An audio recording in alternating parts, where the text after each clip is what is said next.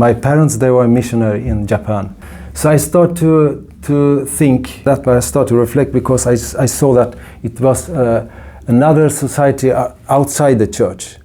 How does it matter if I believe in God or not? So I start step by step, go and you can say search for freedom. I start my progress. Very interesting. Yeah, very interesting. And I start looking for freedom. And I did all the things my nafs want to do. I haven't done before. This place we are in now, the Masjid Aisha, it's very good. For me, it's very fascinating. Before this masjid was built, it was a church here. And after the church, it was a nightclub. And after nightclub, it was Masjid Aisha. 86, 87, this place was called Birka Church, Birka Kyrkan. And so I was visiting this church many times. Yeah, in the search of freedom, I left the church. And at the end of 80s or in the start of 19th, it was a nightclub here. And in that time, I was going for many nightclubs. So one night, one friend told me about a new nightclub. It was what we call black club. So it was not open, but it's what. So one person took me here and said, oh, "Wow, this was a church before." Okay. Wow, and now it's a nightclub. Interesting. So I was here, and I was here maybe 2 or 3 times. Kind of a prisoner in many things, like for alcohol and for some other drugs. You started to use the alcohol. Yeah, I don't know where this thought come from, but I thought, I need to read something in this month. But I took this Swedish Quran with me. Swedish translation of Quran. Yeah. It was 1998. The 1 month military service, you thought I should read some literature. I read this, and in the end of the month, I felt that,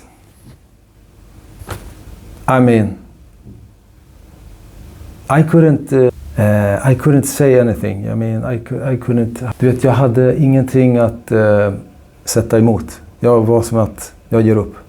The satisfaction you was going to in search that you found after the reading of the Holy Quran. Yeah. Interesting because I prayed to God in my, not like this or in my heart or what you say. I pray to God that if this is something, if this is you can say hidayat from you, please give it to me. Take me there. Okay. And when I read it, it was not like we in the Christian church we say hallelujah. It was not a hallelujah. It was quite hard for me because I realized that this is true. The message is true. The message is true. Yeah, I understand that. I understood that.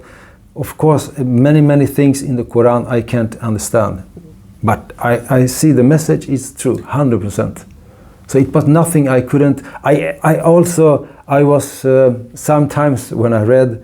I was like begging, like, please let me find something so I can, something motsägelsefullt. But after that, I realized that this is nothing I can just put away. So you surrendered at Islam means you surrendered. Yeah, I'm not said shahada at that time, but it was something that grabbed me. That I felt that this is nothing I can just go away with. So, and I felt that also interesting. The God I was talking to, it was the same God as it was when I was grown up. Yeah. The same God. I was 100% know that this is the same God. It's not. It's the same God that I have tried to hide, all these years. But before reading the Holy Quran, did you had the chance to read the Bible also? Yeah, of course, I'm grown up with the Bible. And you read also the Bible? Of course. I mean, many things was the same message, you know. And the Jesus, alayhi salam, was, of course, I mean, later I realized that Jesus, for me, Jesus is a person, is a messenger to let me find the prophet who came after him, sallallahu alaihi wasallam. Yeah. Yeah, the For teachings me, of yeah. Jesus Christ Yes. is way to Islam. Yeah, it was so clear for me. I had Jesus in my heart, of course, and Yeah, I have never took away Jesus. Yeah. Next step was that it was the end of the 19. So, and I have the stop. I never start drink again. After that, I was, you know, also the internet was very new at that. It was 98, 99. In my own room, start to figure out things, you know, on internet and in books. And I was doing it secretly, you can say, because I was not talking with Family should not know. No. Even your wife. No, even my wife. But she realized that I changed so much because I stopped drinking. So, for many years before this, I had a friend. He was from Algeria, and he was not. I mean, he was. May Allah lead him and forgive him and give him hidayah and everything. But he was not a serious guy, you know. But we were friends. Means not practicing Muslim. He was not practicing, but in a short period, he was like this. He changed, and he started practicing Islam. It was maybe a period for 2 months, and then he turned back again. He had all the argument like like this, you know. Mm-hmm. So we lived together at that time, and then when one night it was like in the end of 99, July, August, I don't know. I said I had decided myself that I will be Muslim. I'm going to be Muslim. So mainly two things. After reading the Holy Quran, and you was then secondly to heard some arguments from your friend. Yeah. Then you decided. Yeah. To accept the Islam. Yeah. So I think it was in September year 2000, because it was the year at your 30th birthday. 30th birthday. You decided. Yeah.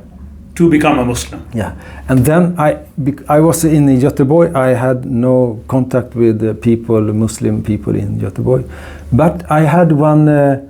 I have this old friend, like I told you before. I have this guy. I know that he was not practicing at that. He was living in Stockholm at that time, and I also called the other guy I told you before. Algerian. Yeah, Algerian man. And I said, I am coming to Stockholm. I want you to show me the mosque in Stockholm.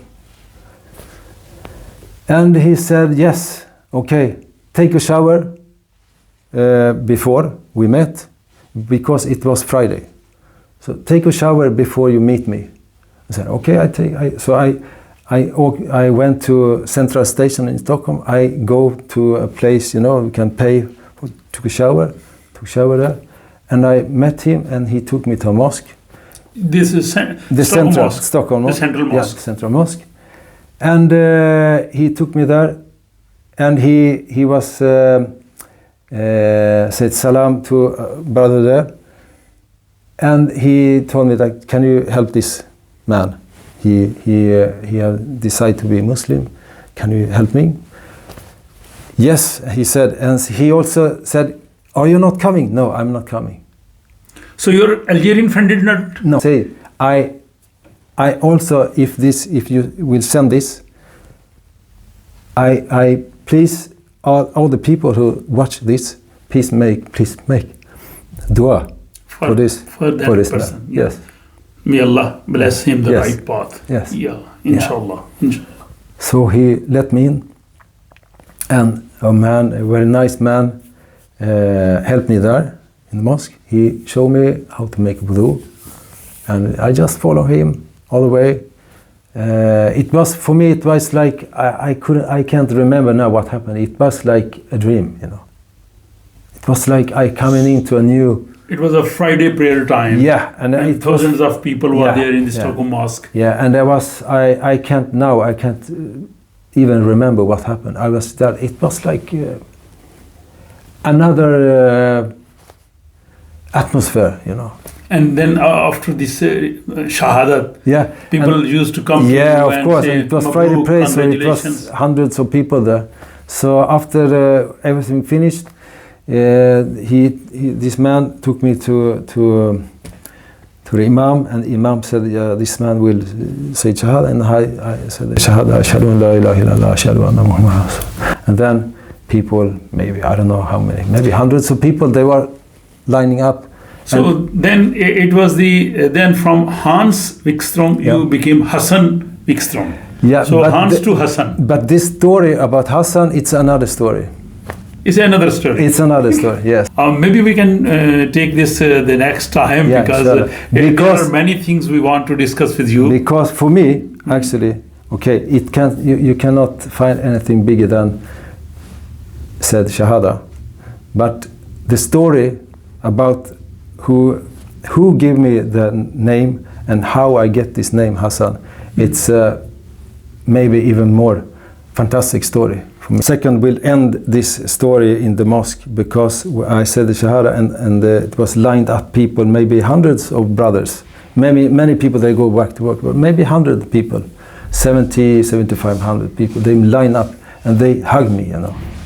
I mean, I don't know if you can imagine, because you're born. Exactly. I mean, yeah, yes. But or people who watch this can imagine how it feels. You have this line with hundreds of brothers who are hugging you. I mean, it's amazing. And the last guy who was hugging me and welcomed me, he said, you just need to keep two things in your mind. It's to have sabr and to be thankful. MashaAllah. Yes, and these two things, I still have this, I mean, as a reminding for me, all the time. There definitely after that there will be a very different situation for you with your parents, with your wife, with your friends and Swedish culture. And we'll discuss all these things in the next episode.